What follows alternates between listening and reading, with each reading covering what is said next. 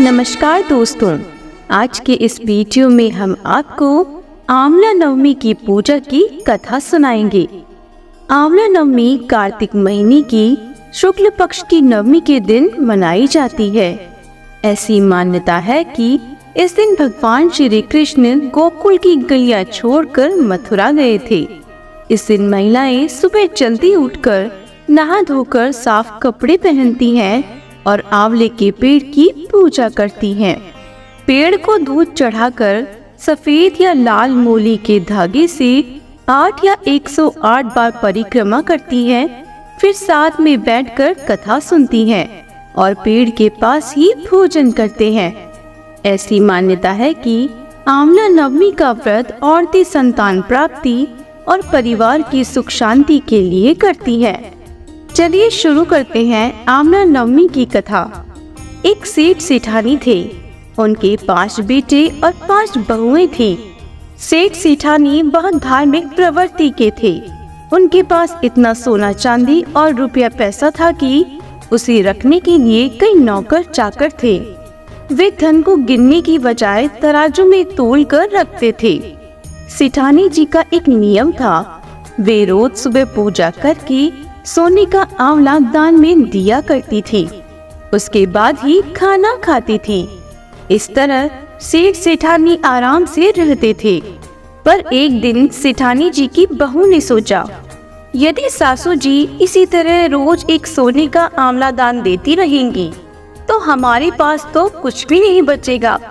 तो सब लोगों ने मिलकर सासू जी से कहा, वह सोने के आंवले की जगह एक सादा आंवला दान करें और खाना खा लिया करें। सेठानी जी ने उनकी बात मान ली और रोज एक सादा आंवला दान करने लगी। पर कुछ दिन बाद उनकी बहुओं को सेठानी जी का सादा आंवला दान करना भी अखरने लगा और वह सासू जी को आंवला दान करने से मना करने लगी।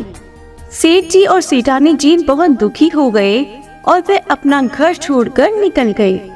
दोनों चलते चलते एक जंगल में पहुंच जाते हैं और उस दिन सेठानी जी ने आंवला दान नहीं किया था, जिस कारण उन्होंने खाना भी नहीं खाया था।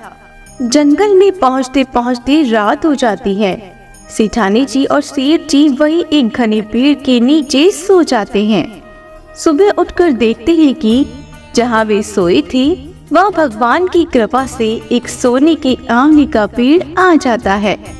सेठानी जी ने उस आंवले के पेड़ में से एक आंवला तोड़कर दान किया और फिर खाना खा लिया और फिर वह दोनों ही अपने लिए एक घर बनाकर रहने लगे।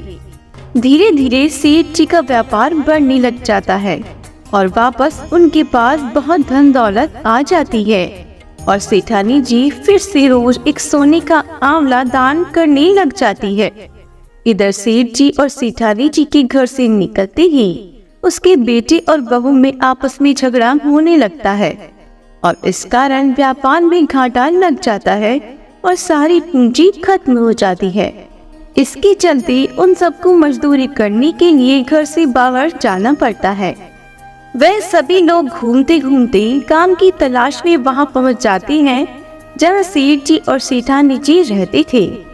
वहां उन्हें सेठानी के सोने का आंवला दान करने की बात पता चलती है तो वे एक बार अपने मन में सोचते हैं कि कहीं हमारे माता पिता तो नहीं। फिर सोचते हैं हमारे माता पिता के पास तो कुछ भी नहीं था, वे कैसे हो सकते हैं। एक दिन वे सेठ जी को देख लेते हैं और उनके पास जाकर उनसे माफी मांगने लगते हैं और कहते हैं, हम पैसे के लालच में अंधे हो गए थे और हमने आपको घर से निकाल दिया, जबकि उस घर में सब कुछ आपकी ही किस्मत का था।